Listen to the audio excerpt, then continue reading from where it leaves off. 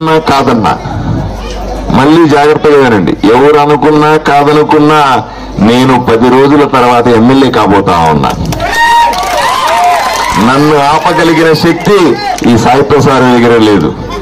నేను కనబడడానికి అలా కనిపిస్తాను గాని నేను ఇట్లాంటి లీడర్ని కాదు, నరేంద్ర మోదీ పంపిస్తే వచ్చిన లీడర్ని.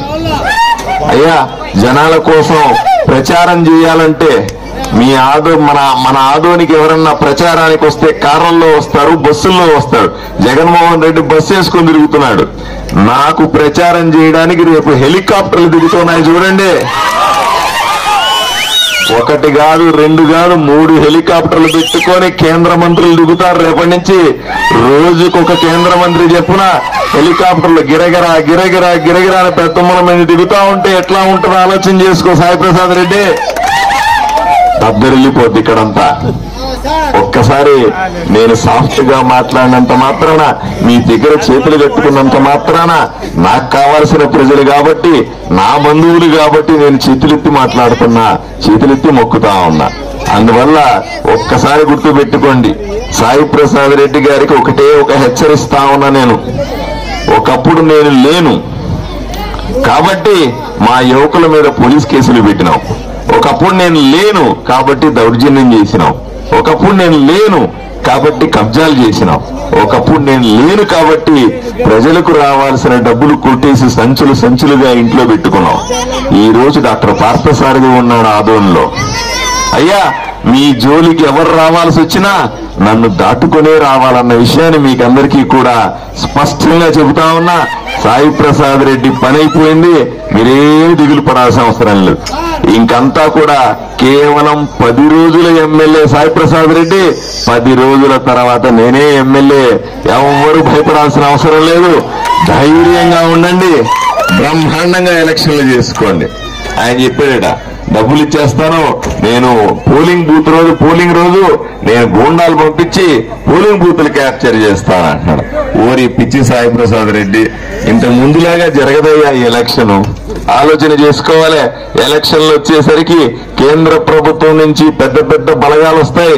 మిలిటరీ వాళ్ళంతా వచ్చి ఇక్కడ పోలింగ్ బూతుల దగ్గర కాపలా కాస్తారు. తిక్క వేషాలు వస్తే తోక కోస్తారు సాయి ప్రసాద్ రెడ్డి. ఈ విషయాన్ని స్పష్టంగా గుర్తుపెట్టుకో. ఇంతకు ముందు జరిగిన ఎలక్షన్ నాకు కాదు, ఇది పార్థసారథి ఎలక్షన్లు. తాడో పేడో తేలిపోయే ఎలక్షన్ అని మీ అందరికీ కూడా స్పష్టంగా చెప్తా ఉన్నా.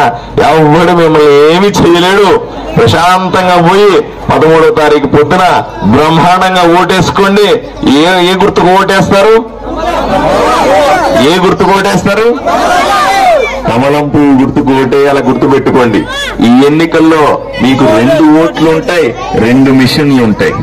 ఒక మిషన్ లో కమలం పువ్వు గుర్తుంటుంది, అక్కడ సైకిల్ గుర్తుండదు, అక్కడ నాకు వేసే ఓటు. ఇంకొక మిషన్ లో సైకిల్ గుర్తుంటుంది, కమలం గుర్తుండదు, అది ఎంపీకి వేసే ఓటు. అయ్యా, ఎక్కడ కమలం గుర్తు కనపడితే అక్కడ ఓటేసేయండి, నొక్కేయండి.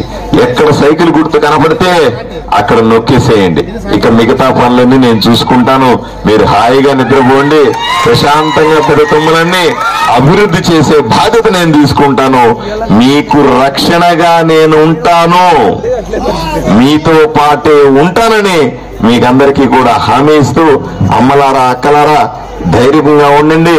ఇంకా 10 రోజులే మీకు ఈ నీళ్ల కష్టాలన్నీ కూడా, ఇంకా 10 రోజులే మీకున్నటువంటి ఇబ్బందులన్నీ కూడా, ఇంకా 10 రోజులే మీరు పడుతున్న ఈ ఇబ్బందులకన్నీ కూడా, మీ కష్టాలన్నీ కూడా 10 రోజుల తర్వాత కష్టాలనేవి ఉండవు.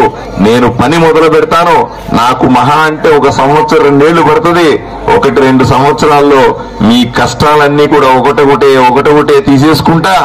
మళ్ళీ కూడా మిమ్మల్ని అందరినీ కడుపులో పెట్టి చూసుకుంటానని మీకు అందరికీ హామీ ఇస్తూ సెలవు తీసుకుంటాను. నమస్కారం. చేసినారు, హామీ ఇచ్చినారు, జరగలేదు 5 సంవత్సరాల కిందట అంటున్నారు. దీన్ని ఎమ్మెల్యే అయిన వెంటనే నేను అధికారులను పిలిచి మాట్లాడతాను. ఆ చెరువు దగ్గరికి పోయి, ఆ తూము దగ్గరికి పోయి, ఆ ప్రాజెక్టు దగ్గరికి పోయి ఎలా నీళ్లు తీసుకురావాలా అని మీ గ్రామస్తుల్లో కూడా కొంతమందిని తీసుకుని వెళ్తాను. అక్కడికి తీసుకెళ్లి ఏ విధంగా చేయొచ్చు అని అధికారులతో, కాలువకి కొత్త తూము పెట్టాలా అని అంటా ఉన్నారు. అధికారులతో మాట్లాడి దాన్ని ఏ విధంగా చేయగలిగితే వెంటనే చేసే ప్రయత్నం చేస్తాను.